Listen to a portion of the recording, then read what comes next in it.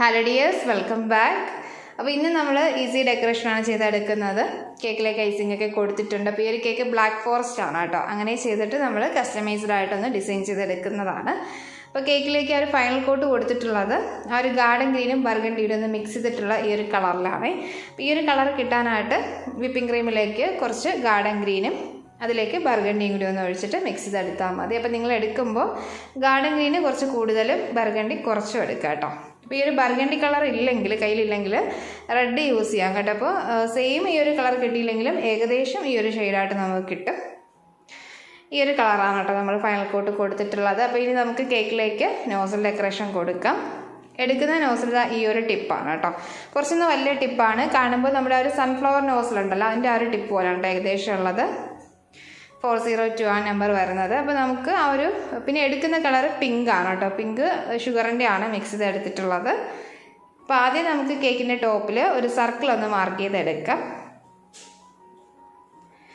ഇനി നമ്മൾ ആ ഒരു നോസിലും ആ ഒരു പിങ്ക് ക്രീം യൂസ് ചെയ്തിട്ടാണ് ഡിസൈൻ കൊടുക്കുന്നത്. അപ്പോൾ ഈ ഒരു നോസിൽ വെച്ചിട്ട് നമുക്ക് ഇതുപോലെ ഈസി ആയിട്ട് ചെയ്യാൻ പറ്റും.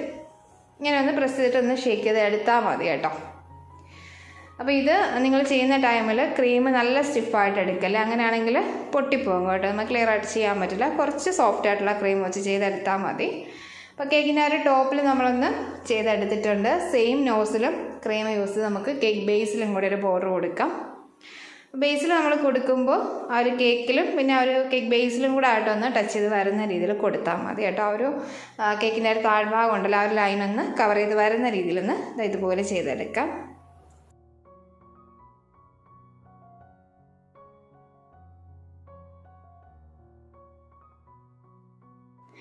ഇപ്പോൾ നമ്മൾ കേക്ക് ബേസിൽ ആ ഒരു ബോർഡർ ഡിസൈൻ കൊടുത്തെടുത്തിട്ടുണ്ട്.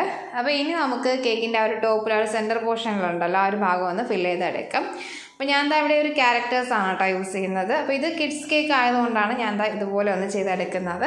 അപ്പോൾ നമുക്ക് വേണമെങ്കിൽ ഈ ഒരു ഭാഗത്തായിട്ട് റോസറ്റ ആ ഒരു നോസിൽ യൂസ് ചെയ്തിട്ട് ഈസി ആയിട്ട് 2-3 ഫ്ലവർ ചെയ്തിട്ട് ലീഫ് കൂടിയായിട്ട് ചെയ്ത് കൊടുക്കാം. അല്ലെങ്കിൽ റോസ് പെറ്റിൽ ആ ഒരു റോസ് ഫ്ലവർ ചെയ്തെടുത്താലും മതി കേട്ടോ, നല്ല ഭംഗിയുണ്ടാവും. അപ്പോൾ ഞാൻ ഇതുപോലെ ഈ ഒരു ഭാഗത്തായിട്ടൊന്ന് കൊടുത്തിട്ടുണ്ട്. അപ്പോൾ നമ്മൾ നല്ല ഒന്ന് പ്രസ് ചെയ്തിട്ട് വെച്ചിട്ടുള്ളതാണ്. അപ്പോൾ ആ ഒരു ഭാഗത്തായിട്ട് ഒന്ന് ക്രീം ഒന്ന് ഷേക്കായിട്ട് നമുക്ക് കാണുമ്പോൾ അറിയാൻ പറ്റും കേട്ടോ. അപ്പോൾ അതൊന്ന് കവർ ചെയ്തെടുക്കാനായിട്ട് ഞാൻ ഈ ഒരു ഭാഗത്തായിട്ട് കുറച്ച് ഷുഗർ ബോൾസ് ഒന്ന് ഇട്ട് കൊടുക്കുന്നുണ്ട്. എന്തെങ്കിലും ക്രീമിൽ എന്തെങ്കിലും ഡിസൈൻ ചെയ്തെടുത്താലും മതി കേട്ടോ. ഒന്ന് ഡോട്ടായിട്ടൊന്ന് ചെയ്തെടുത്താലും മതി, കുഴപ്പമില്ല. അപ്പോൾ ഞാൻ ആ ഒരു ബോൾസ് കയ്യിലുള്ളതുകൊണ്ട് തന്നെ ആ ഒരു ബോൾസാണ് കേട്ടോ ഒന്ന് സെറ്റ് ചെയ്തെടുത്തിട്ടുണ്ട്. അപ്പോൾ ഇനി സെയിം കളർ ആ ഒരു ബോൾസ് തന്നെ ആ ഒരു കേക്കിൻ്റെ ടോപ്പിലും പിന്നെ സൈഡിലൊക്കെ കൊടുക്കുന്നുണ്ട്. ചെറിയ സൈസും വലിയ സൈസും ആയിട്ടൊന്ന് മിക്സ് ചെയ്തിട്ടാണ് കേട്ടോ എടുത്തിട്ടുള്ളത്. സൈഡിൽ കുറച്ച് വലിയ സൈസ് ബോൾസ് കൂടി കൊടുക്കുന്നുണ്ട്. ഇപ്പോൾ നമ്മൾ കേക്കിലേക്ക് ആ ഒരു ഷുഗർ ബോൾസൊക്കെ ഒന്ന് അറേഞ്ച് ചെയ്ത് എടുത്തിട്ടുണ്ട്.